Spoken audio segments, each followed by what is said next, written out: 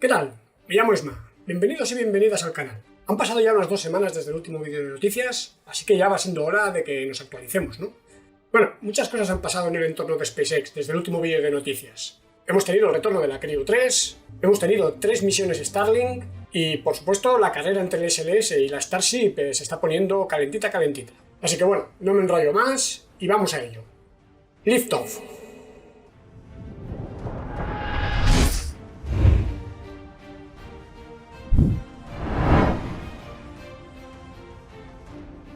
Este mes de mayo está siendo, sin duda, el mes de las misiones Starlink. De hecho, ya se han producido 3, la primera con récord incluido, pero de eso hablaremos más adelante. Además, hay prevista al menos una misión más antes de que finalice el mes, la Starlink 4-18, el día 18, desde el Kennedy Space Center. Y de postre tendremos la misión Transporter 5, programada para el 25 de mayo, que significará el lanzamiento número 22 en lo que va de año. De hecho, las 20 misiones de la compañía hasta el momento durante este 2022 suponen una cadencia de poco más de un lanzamiento por semana, lo que proyecta una cifra de más de 50 este año. En cuanto a contratos, comentar que Satellogic ha firmado un contrato de múltiples lanzamientos para poner en órbita una constelación de 68 satélites de observación capaces de capturar imágenes con resoluciones por debajo de 1 metro. Este contrato viene a complementar el actualmente vigente hasta este año 2022, en el marco del cual se lanzaron, por ejemplo, 5 satélites de la compañía a bordo de la misión Transporter 4. Como curiosidad, satélites de esta compañía están monitorizando la tristemente famosa ciudad de Mariupol, en Ucrania, para ayudar a las labores de evacuación de civiles. Por otro lado, la sonda Psyche, cuyo lanzamiento está previsto para el 1 de agosto a bordo de un Falcon Heavy, ha llegado recientemente a las instalaciones del Kennedy Space Center, en Florida. Será la primera vez que la NASA haga uso de este cohete, el más potente en servicio en la actualidad. No obstante, es posible que el próximo lanzamiento de esta bestia se produzca a finales de junio, en el marco de la misión USSF-44, en el que se usará una primera tapa central desechable, mientras que las 2 laterales aterrizarán, por primera vez en la historia, en sendas barcazas en alta mar. No nos lo podemos perder.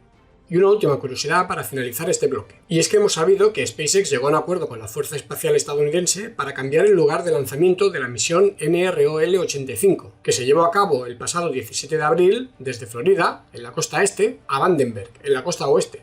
Esta modificación se llevó a cabo en tiempo récord y sin coste extra para los militares, a cambio de que estos aceptaran utilizar una primera etapa reutilizada. De hecho, recientemente el general Hayten afirmó que, gracias a la competencia entre las empresas privadas y, en especial, a los lanzadores de SpaceX Falcon 9 y Falcon Heavy, el Departamento de Defensa ha ahorrado unos 40.000 millones de dólares en costes de lanzamiento. Menudos son estos de SpaceX.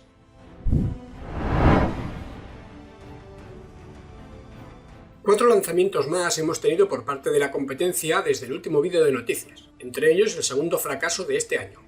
En estos momentos llevamos 54 lanzamientos en total a nivel mundial, en los 4 primeros meses del año, a ritmo de superar el récord conseguido el año pasado con 146 misiones. Uno de los protagonistas de los últimos días ha sido Rocket Lab, que el pasado 2 de mayo realizó su tercer lanzamiento del año con la misión There and Back Again. El objetivo era poner en órbita 34 satélites de pequeño tamaño, aunque la carga principal fueron 3 satélites experimentales de la empresa estadounidense E-Space, de unos 50 kilos cada uno, que formarán parte de una mega constelación de comunicaciones que constará de, atención, hasta 100.000 microsatélites. El caso es que lo más interesante de este lanzamiento fue que la compañía de Peter Beck intentó recuperar la primera etapa capturándola al vuelo mediante un helicóptero Sikorsky S-92, mientras esto descendía en paracaídas. El piloto logró agarrar la cúpula del paracaídas mediante un gancho a unos 2 kilómetros de altitud, pero poco después decidió soltarla al no estar satisfecho con la dinámica de vuelo, cayendo al océano, donde fue recuperada por el barco de soporte Seaworker, donde la debía haber depositado el helicóptero sin tener que darse un chapuzón. Sea como sea, creo que puede considerarse un éxito para Rocket Lab, ¿no os parece? China también ha hecho los deberes en los últimos días, con 3 lanzamientos más, que elevan a 16 el número de misiones de este año. Así, el pasado 5 de mayo, el gigante asiático lanzó, desde el centro de lanzamiento de satélites de Taiyuan, al norte de China, y a bordo de un cohete de 2 etapas a base de combustibles hipergólicos Changzheng 2D, larga marcha 2D, 8 satélites de observación Jilin 1. 7 de estos satélites, con una masa de 43 kilos, tienen una resolución máxima de 0,75 metros, mientras que el restante, de 1.250 kilos, llega a los 0,5 metros. Con estos, la constelación ya cuenta con 54 integrantes de los 138 previstos en 2025. Por cierto, ya que siempre me oís hablar de CZ tal o CZ Pascual, y seguramente os hagáis un lío, como yo, vamos, os recomiendo darle un vistazo a una de las últimas entradas de Daniel Marín en su blog Eureka, titulada Guía de los cohetes chinos larga marcha. Es espectacular. Pocos días después, el 11 de mayo, China lanzaba el carguero Tianzhou 4 a su recién estrenada estación espacial. El despegue se produjo desde la rampa LC-201 del Centro Espacial de Wenchang, a bordo del imponente cohete larga marcha CZ-7Y5, en su versión de 2 etapas y con 4 impulsores de combustible sólido laterales. La cápsula se acopló sin problemas, unas 7 horas después, al puerto trasero del módulo Tianhe, siendo el tercero que se acopla a la Estación Espacial China y que actualmente comparte estancia con su hermano Tianzhou 3. El siguiente paso será el lanzamiento de la misión tripulada Shenzhou 14, con 3 astronautas a bordo, que está prevista para el 5 de junio. Hay que recordar que en estos momentos la CSS está deshabitada y que la próxima tripulación será la encargada de completar la construcción de la misma con la incorporación de 2 módulos más, el Wentian y el Mengtian. También China ha sido la protagonista del segundo fracaso en cuanto a lanzamientos orbitales de este año. En concreto, la startup eSpace, que tiene el honor de ser la primera compañía privada del país en realizar con éxito un lanzamiento orbital, llevó a cabo el pasado 13 de mayo una nueva misión con su cohete de combustible sólido Hyperbola 1. El lanzamiento, realizado desde el Centro Espacial de Jiuquan, al noroeste de China, y cuyo objetivo era poner en órbita un nuevo satélite de observación Jilin 1, acabó en desastre debido a anomalías en las prestaciones del vehículo. Se trata del tercer fallo consecutivo de este lanzador, que solo ha realizado 4 misiones hasta el momento. Tiempos difíciles para la compañía.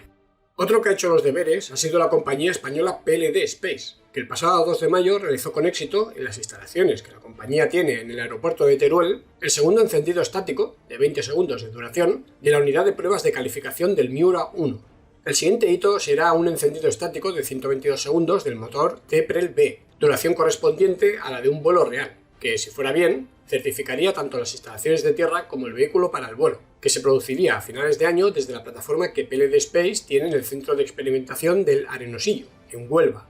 El día que lancen habrá que ir, ¿no?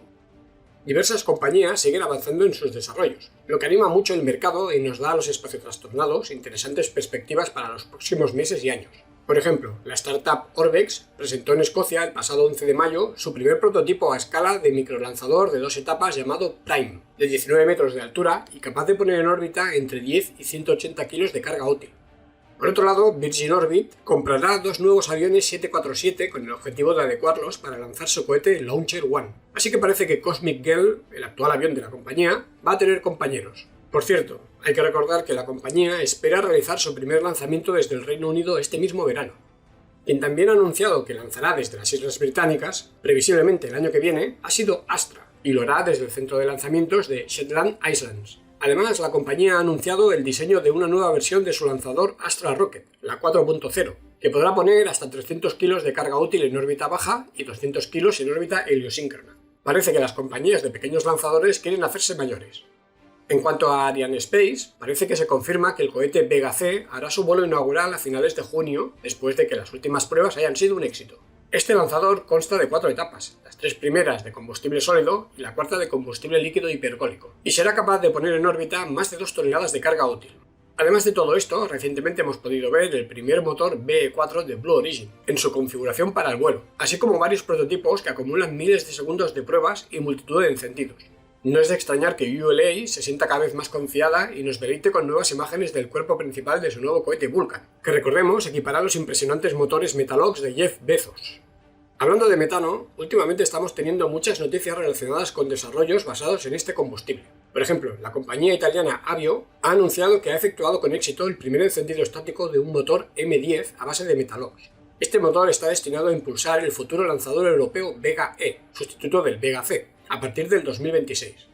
Por otro lado, la empresa china Link Space ha anunciado que planea lanzar su cohete suborbital RLV-T6, impulsado por 5 motores a base de Metalox, a finales de año. El objetivo es alcanzar los 100 km de altura y aterrizar de nuevo por retropropulsión gracias a su tren de aterrizaje y sus rejillas aerodinámicas al estilo del Falcon 9. Y es que varias compañías chinas están trabajando en vehículos reutilizables. Sin ir más lejos, Deep Blue Aerospace llevó a cabo con éxito el pasado 6 de mayo una nueva prueba VTVL, despegue y aterrizaje vertical, de 1 km de altura. El protagonista fue el prototipo Nebula M1, a base de queroseno y oxígeno líquido, que llevó a cabo 2 pruebas anteriormente de 10 y 100 metros de altura también exitosas. A partir de ahora, el objetivo de la compañía es realizar 2 pruebas más de 10 y 100 kilómetros de altura, con un nuevo prototipo a escala real, antes de intentar llevar a cabo el primer lanzamiento orbital de su cohete Nebula 1 a finales del 2024. Para finalizar este bloque, qué mejor que disfrutando de las nuevas imágenes que ha liberado Sierra Space, en las que se muestran detalles del desarrollo de la Dream Chaser Tenacity. Hay que recordar que la Dream Chaser tiene otorgado un contrato de la NASA en el marco del programa CRS-2, igual que SpaceX, para realizar un mínimo de 6 misiones de carga a la Estación Espacial Internacional. ¿No os gusta esta nave?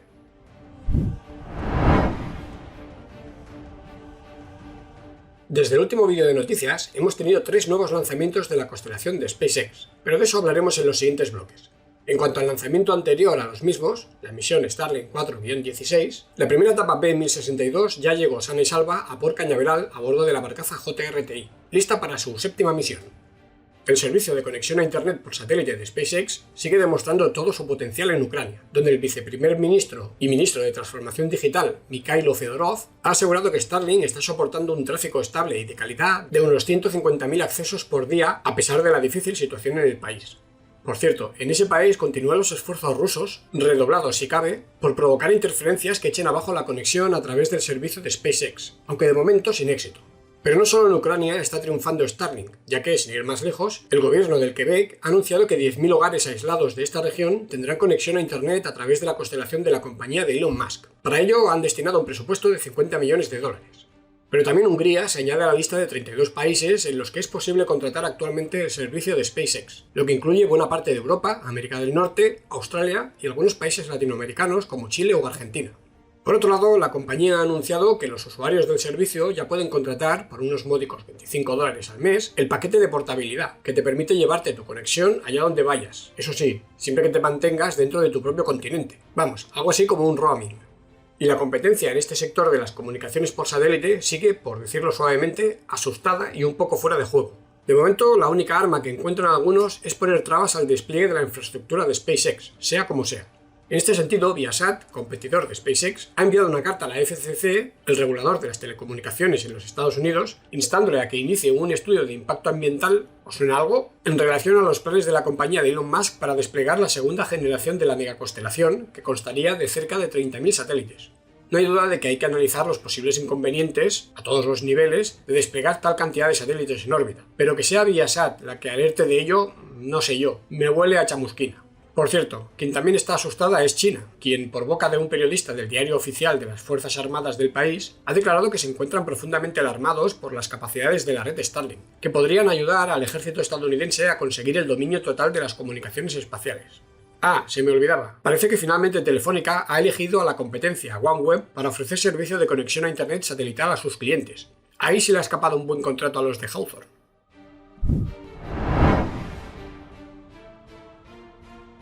El 6 de mayo, SpaceX volvía a la carga con otro lanzamiento más de la megaconstelación Starlink, en concreto la misión Starlink 4-17, con 53 satélites más a bordo destinados a la capa 4 de la fase 1 de la primera generación.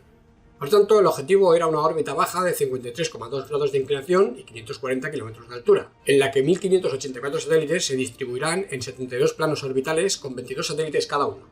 La protagonista de la misión fue la ilustre primera etapa B1058, que se convertía en la tercera en volar por 12ª vez. He dicho ilustre porque esta fue la que lanzó a los astronautas Bob Behnken y Doug Hurley en la primera misión tripulada de la compañía el 30 de mayo del 2020 a la Estación Espacial Internacional. Como aquella vez, el lanzamiento se llevaría a cabo desde la rampa LC-39A del Kennedy Space Center, en Florida. 10, 9, 8, 7, 6, 5, 4, 3, 2, 1, 0. Ignition and liftoff.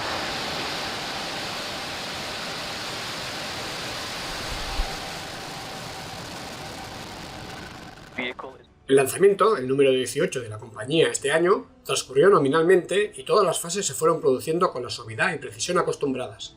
Un lanzamiento nocturno siempre nos proporciona imágenes espectaculares, como el brillo de los gases de escape de los motores reflejándose en la estructura del vehículo, las preciosas vistas de los impulsores de nitrógeno iluminados por las primeras luces del amanecer, o la silueta recortada de la Tierra a medida que el Sol está próximo a aparecer por el horizonte. Todo un placer para los sentidos. Como siempre, es un placer también disfrutar de los aterrizajes de la primera etapa, que en esta ocasión volvía a posarse suavemente sobre la barcaza Asok, al mismo tiempo que las primeras luces del día iluminaban la zona. Por supuesto, aunque no pudimos verlo en directo, los satélites se desplegaron con éxito, cerrando otra misión de la compañía de Elon Musk.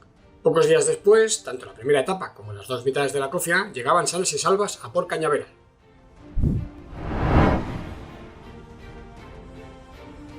El 13 de mayo, SpaceX volvía a la carga con la misión Starlink 4-13, tercer lanzamiento del mes, los 3 de la megaconstelación de SpaceX.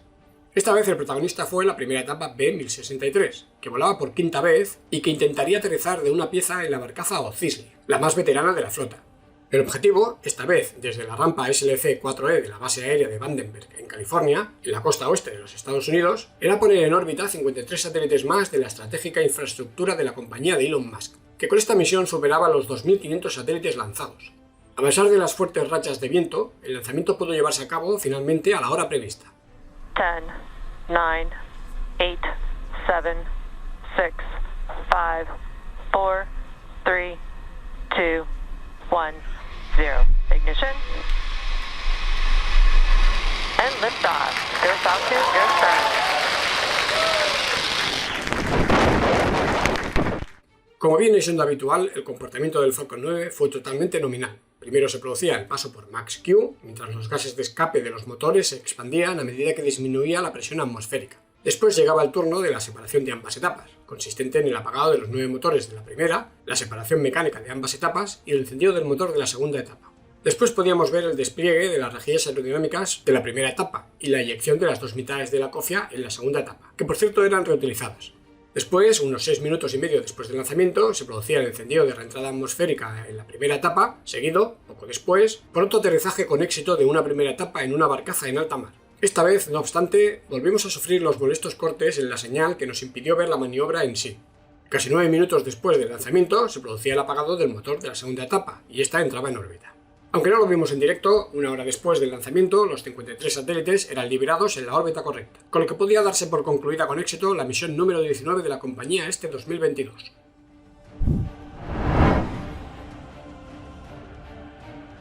El 14 de mayo, poco más de 22 horas después del anterior lanzamiento de la compañía desde la costa oeste, SpaceX volvía a la carga, esta vez desde la rampa SLC-40 de Cabo Cañaveral, en Florida, con la misión Starlink 4-15, el lanzamiento número 20 de la compañía este año 2022. En esta ocasión, por primera vez, la compañía de Elon Musk utilizaba una primera etapa nueva para llevar a cabo una misión de la megaconstelación, en concreto la B-1073. Seguramente esto es un reflejo de la creciente confianza que los clientes tienen en etapas reutilizadas por encima de los vehículos nuevos y por estrenar. Sin duda, este momento tenía que llegar tarde o temprano, habida cuenta de la fiabilidad mostrada por las primeras etapas reutilizadas, que no olvidemos que es del 100%. A pesar de ser novata en estas lides, la primera etapa se comportó como una campeona, llevando a cabo una misión impecable. 10, 9, 8, 7, 6, 5, 4, 3, 2, 1, 0. Ignition. And liftoff. Go Falcon, go Starlink.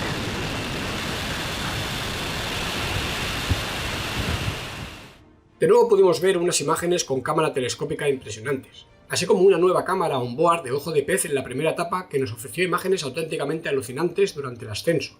Después de la maniobra de separación de las dos etapas, seguida de la eyección de las dos mitades de la cofia en la segunda etapa, que eran reutilizadas, y el despliegue de las rejillas aerodinámicas de titanio en la primera, pudimos disfrutar de unas vistas que quitaban la respiración desde la nueva cámara de la primera etapa. Totalmente alucinante.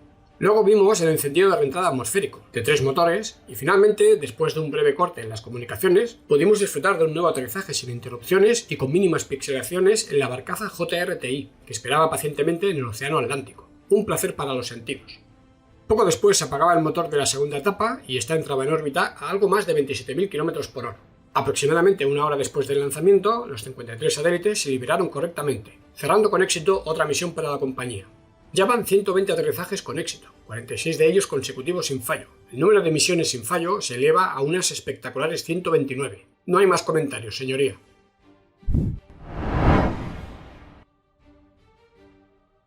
El telescopio espacial James Webb está inmerso, una vez completada la alineación de sus espejos, que por cierto ha superado las predicciones más optimistas de los científicos, en la etapa final de su puesta a punto. En estos momentos se están llevando a cabo las pruebas de estabilidad térmica, y los técnicos están modificando la posición del telescopio alternando entre su orientación fría y su orientación caliente, para poder medir los cambios de temperatura que se producen en los instrumentos de esta delicada máquina de precisión y poder así hacer las correcciones necesarias para obtener la máxima calidad posible en todas las condiciones. Inmediatamente después de estas pruebas se procederá a calibrar sus instrumentos, probando los diferentes modos de funcionamiento de los mismos, proceso que se demorará hasta el verano. Mientras, las imágenes que nos van llegando son absolutamente alucinantes, incluso comparándolas con el instrumento IRAC del telescopio Spitzer. No hay color. En cuanto al SLS, la NASA ha informado que la repetición de la fallida prueba de simulación de la cuenta atrás, llamada WDR o Wet Dress Rehearsal en inglés, se llevará a cabo en junio. Si todo va bien esta vez y no se necesita una nueva repetición de este importante test, la esperada misión Artemisa 1 alrededor de la Luna se llevaría a cabo en la ventana de lanzamiento del 26 de julio al 9 de agosto. Esto, como veremos más adelante, y si tenemos en cuenta las últimas noticias que nos llegan desde el lado de desarrollo de la Starship, volvería a poner en cabeza al vehículo de SpaceX en la carrera por ser el primero en llegar a órbita. Pero luego os comento. Vamos con el carrusel. La compañía surcoreana InnoSpace podría lanzar este diciembre su primera misión suborbital de prueba. Mucha suerte. El avión más grande del mundo, por envergadura de alas, el Rock, ha volado por quinta vez. Es un espectáculo verlo, aunque no llegue al espacio. Spin Launch ha llevado a cabo otra prueba de su sistema de lanzamiento cinético. Se han quedado en una marca de 9 kilómetros de altura, así que toca mejorar. La misión Capstone de la NASA a la órbita lunar se retrasa hasta el 31 de mayo. El experimento de navegación y operaciones tecnológicas de sistemas de posicionamiento autónomo cislunar, toma ya acrónimo potente, tendrá que esperar. China tiene un proyecto para lanzar una especie de Falcon Heavy reutilizable cuya primera etapa aterrizaría en bloque. Curioso, ¿no? El Senado de los Estados Unidos ha votado en contra de una propuesta que habría impedido que la NASA financiase una segunda opción para el HLS del programa Artemis. Te salvaste de nuevo, Jeff. Miguel López Alegría nos muestra su día a día en la estación espacial durante la misión AX-1. Me parece muy ocupado. Aunque lo mismo podríamos decir de Samantha Cristoforetti, que ya ha tenido tiempo de publicar el primer TikTok de la historia en esa plataforma. O de Wang Yaping, que estuvo haciendo malabarismos con Ye Guangfu en la estación espacial china. ¿Qué tiempos nos ha tocado vivir? Y claro, no podíamos cerrar el bloque de otra forma que disfrutando de la primera imagen del agujero negro del centro de la galaxia, Sagitario A estrella. Repetid conmigo, ¿qué tiempos nos ha tocado vivir?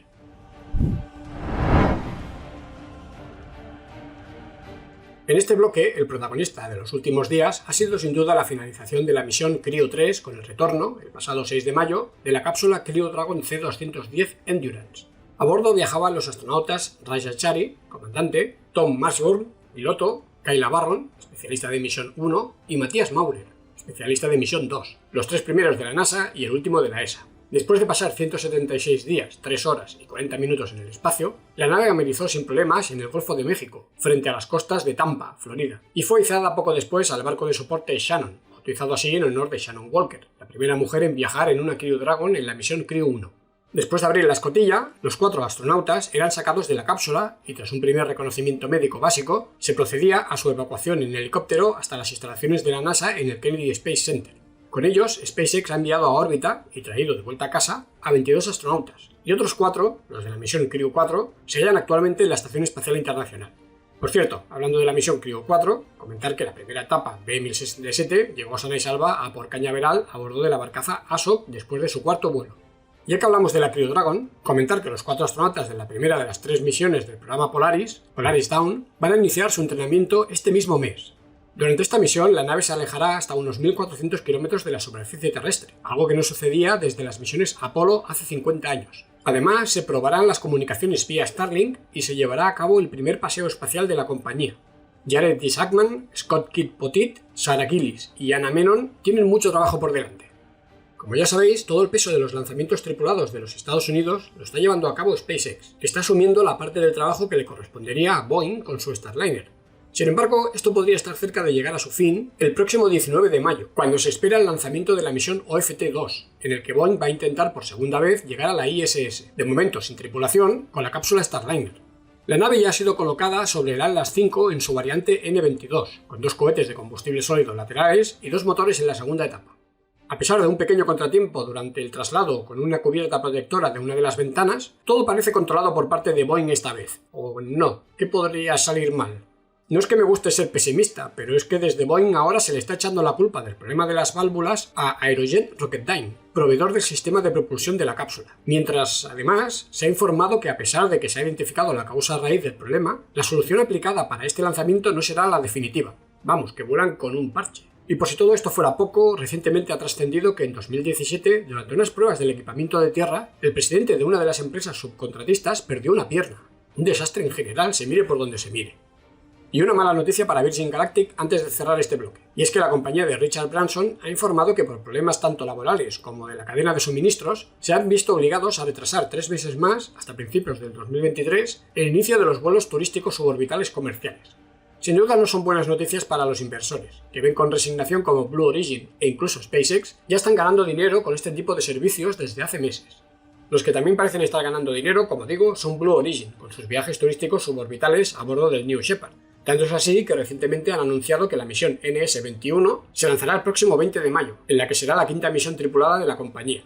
En ella viajarán 6 turistas: Evan Dick, que vuela por segunda vez, Katia Echazarreta, primera mujer mexicana en volar al espacio, Hamish Harding, Víctor Correa España, Jason Robinson y Víctor Vescovo. Suerte y a disfrutarlo.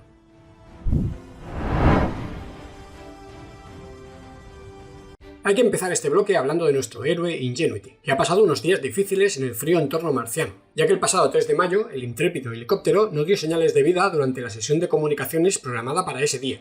Por suerte, 2 días después, para alivio de todos, el control de misión recuperaba el contacto con el mismo.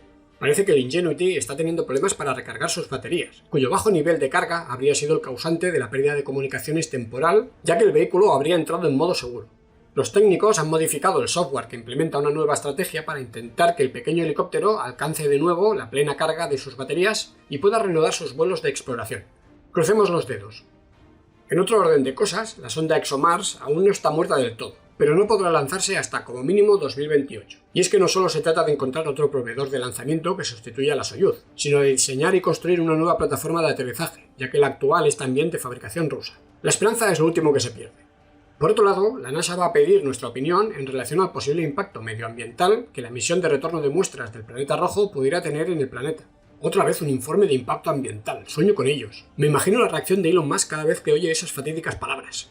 En cuanto a las demás sondas, comentar que InSight ha detectado el mayor terremoto jamás captado en el planeta rojo, y de hecho, en cualquier planeta que no sea la Tierra. Este evento, de magnitud 5, se produjo el pasado 4 de mayo, y aún se desconocen detalles sobre su epicentro, la naturaleza de su origen, o lo que puede revelar a propósito del interior del planeta. La sonda china Zhurong, por otro lado, ha recorrido unos 2 kilómetros desde que aterrizara en Marte hace casi un año. Los datos que ha recogido en Utopía Planitia hasta el momento podrían confirmar que el agua habría corrido por el planeta rojo hasta una época mucho más reciente de la que los científicos esperaban. Un nuevo estudio indicaría la presencia de actividad líquida hace tan solo 700 millones de años, en lugar de los 3.000 millones de años que se barajaba hasta el momento. Interesante. Y para cerrar este bloque, qué mejor que disfrutar de las últimas imágenes enviadas por Curiosity. Un momento, ¿qué es eso? ¿Una entrada a una cueva?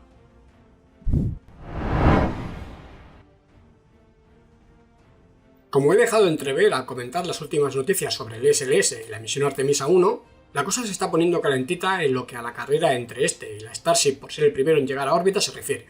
Las últimas noticias indicarían que el sistema Starship Super Heavy podría llevar ahora la delantera. Por un lado, si recordáis, la FAA había retrasado hasta el 31 de mayo las conclusiones sobre el informe de impacto ambiental presentado por SpaceX para las pruebas orbitales del sistema Starship Super Heavy en Starbase.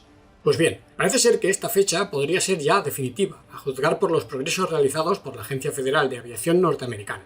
Y es que el pasado 6 de mayo se dio por finalizada la sección 106, relativa a la protección del patrimonio histórico, último de los puntos que no depende directamente de la FAA, sino que requiere el dictamen de terceros organismos expertos y competentes. Así pues, ahora sí que todo depende de la propia agencia, lo que implicaría una mayor confianza en la nueva fecha límite.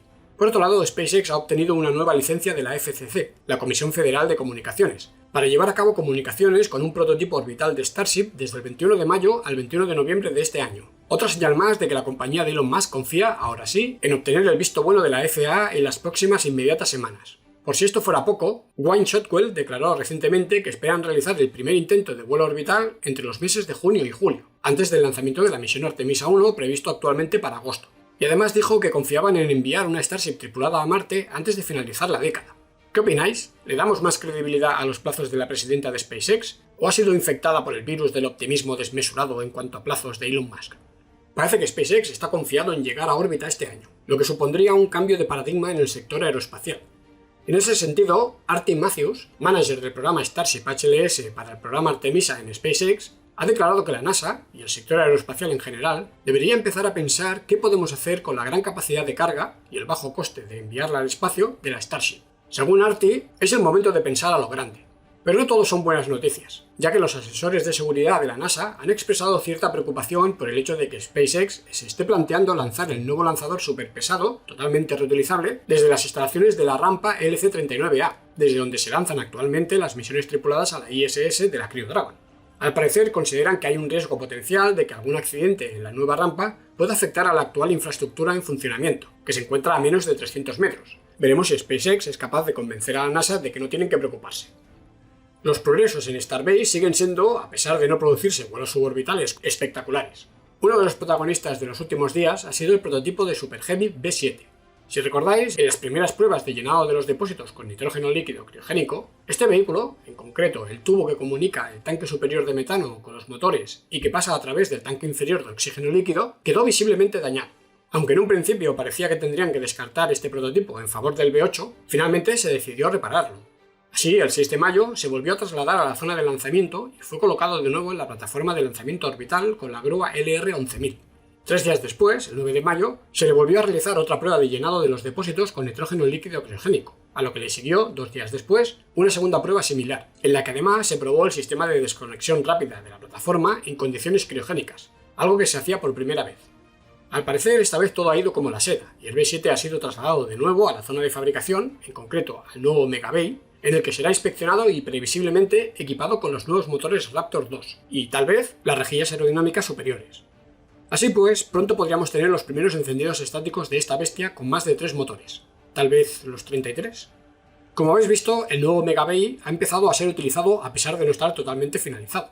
Sin ir más lejos, el día 10 de mayo, el SN-16, que estaba en el jardín de cohetes, Rocket Garden en inglés, junto a otros prototipos por el momento descartados, fue trasladado al nuevo edificio, donde fue decapitado con el objetivo de desmantelarlo completamente. Su lugar en el jardín de cohetes fue ocupado por el S-20, que fue trasladado allí el día 11 de mayo desde la zona de lanzamiento, así que previsiblemente su destino sea también el desguace. El que parece tener un destino más brillante es el S-24, que ya está totalmente ensamblado en el High Bay, y es el elegido para formar parte del primer intento de vuelo orbital. Además, la bodega de carga incorpora un sistema dispensador, que podría probar incluso en esa primera misión orbital, aunque no se sabe si con algún satélite real. Previsiblemente, este prototipo pasará una serie de pruebas previas al lanzamiento en la rampa suborbital A, que está siendo actualizada para poder realizar en la misma pruebas de presión con pistones hidráulicos para simular el empuje de los 6 motores de la segunda etapa. Después de dichas pruebas, se instalarían los motores Raptor 2 y empezarían las pruebas con combustible real y los encendidos estáticos. Va a empezar la acción. Además de todo ello, la Star Factory sigue avanzando, y ya se están levantando las paredes laterales de la misma. Como sabéis, este edificio irá creciendo hasta sustituir a las 3 grandes carpas tipo cebolla, donde se construyen los diversos componentes de los prototipos antes de ensamblarse en los edificios de integración vertical. También se ha ampliado la granja solar, instalándose más placas y aumentándose la capacidad de almacenamiento con baterías Tesla. Por supuesto, han ido llegando motores Raptor 2, y las pruebas en McGregor progresan a un ritmo endiablado. De hecho, últimamente se han podido captar al menos 2 encendidos estáticos que han acabado en desastre, producto de las prisas o simplemente pruebas destructivas buscando los límites de este componente clave. Por el momento, nadie fuera del equipo de propulsión lo sabe.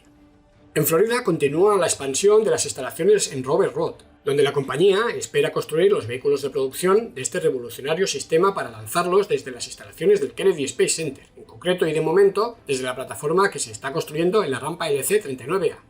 Tanto los avances en la zona de fabricación, en la que ya pueden verse los cimientos de un incipiente Mega Bay y una nueva Star Factory, además de diversos segmentos de la torre de lanzamiento, como en la zona de lanzamiento, donde ya son claramente visibles los cimientos de la torre y la rampa de lanzamiento orbital, son evidentes. Así, no parece descabellado que a finales de año podamos tener una nueva plataforma de lanzamiento operativa del sistema Starship Super Heavy. Podría parecer que desde que hace un año los chicos de SpaceX consiguieron aterrizar de una pieza el SN-15 no ha pasado gran cosa, pero nada más lejos de la realidad. Si echamos la vista atrás, claramente estamos mucho más cerca de ver una Starship en órbita, e igualmente más cerca de ver una Starship aterrizar en la Luna y, por qué no, en Marte. Sea como sea, el viaje será apasionante. ¿No os parece?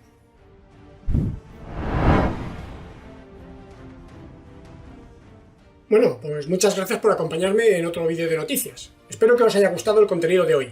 Bueno, ha habido tela, ¿eh? Si habéis llegado hasta aquí, enhorabuena, muchas gracias por ver todo el contenido. Ya sabéis, si queréis apoyarme, dadle un like, compartid, comentad, etcétera, etcétera. Todo eso que es gratis, pero ayuda mucho. Si me queréis ayudar aún más, podéis haceros miembros del canal. Buscad el botón de unirse por aquí abajo. Y bueno, vamos con el saludo a los SpaceX Torners. Voy a leerlo para así ir más rápido. Venga, vamos a ello. Paul Anderson PC, Zale Lamoski, Damián Gabriel, DJ Esmeral, Alex Agustín, Germán Domínguez, Estrategias Diarias 2021 JLV, José Luis, Prometeos 38, alias Daniel, Alonso 602, Miguel del Olmo, Moisés, Elías González Galán, G. Caldero, alias Jorge, Sergio González y Gilberto García.